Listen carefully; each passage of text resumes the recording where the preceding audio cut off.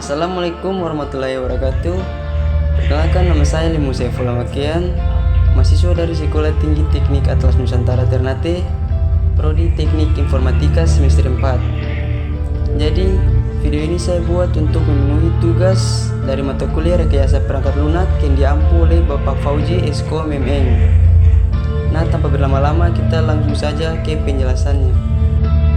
Nah, di video kali ini saya akan menjelaskan tentang model SDLC dan apa saja model-model yang ada di SDLC.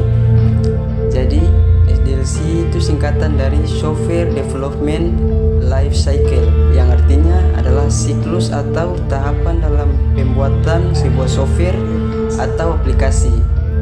Mulai dari perencanaan sampai aplikasi itu siap digunakan, bahkan sampai tahap pemeliharaan. Nah, jadi dimaksud dengan model SDLC adalah cara untuk metode digunakan untuk menjalankan proses pengembangan software tersebut. Jadi, walaupun tahap SDLC itu mirip-mirip, cara pengerjaannya bisa beda tergantung model yang dipakai. Sekarang kita bahas beberapa model SDLC yang paling utama dan umum. Yang pertama adalah waterfall. Waterfall ini model yang tahapannya berurutan dari analisis, desain, coding, testing, sampai selesai. Jadi harus selesai satu tahap dulu, baru lanjut ke tahap berikutnya. Model ini cocok untuk proyek yang kebutuhannya sudah jelas dari awal. Model yang kedua adalah prototype. Model prototype biasanya membuat contoh aplikasi atau gambaran awal dulu supaya user bisa lihat seperti di aplikasinya. Setelah user memberi masukan, barulah aplikasi dikembangkan jadi versi final. Model ketiga, model spiral. Model spiral ini menggabungkan konsep perencanaan prototype tetapi dilakukan secara berulang-ulang dalam beberapa putaran. Biasanya digunakan untuk proyek besar karena fokus pada analisis risiko. Model yang keempat adalah incremental. Incremental artinya sistem dibuat secara bertahap.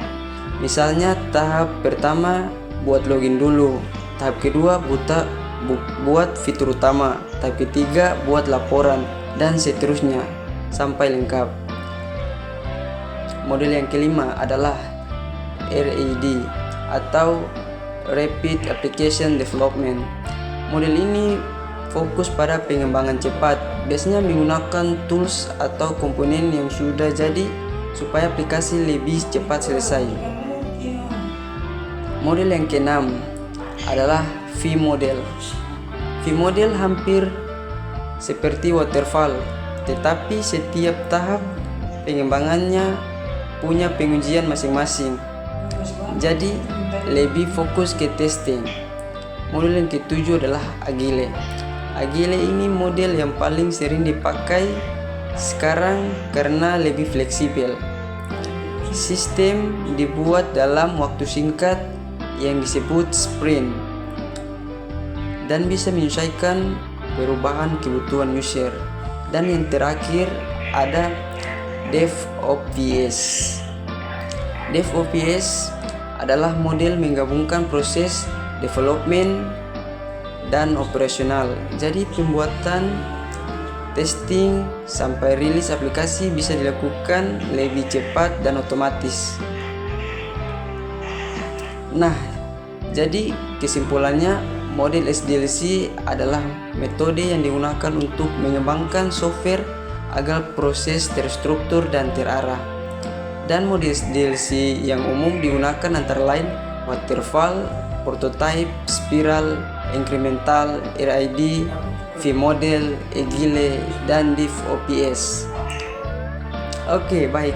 Sekian penjelasan dari saya. Wabillahi taufiq wal hidayah. Wassalamualaikum warahmatullahi wabarakatuh.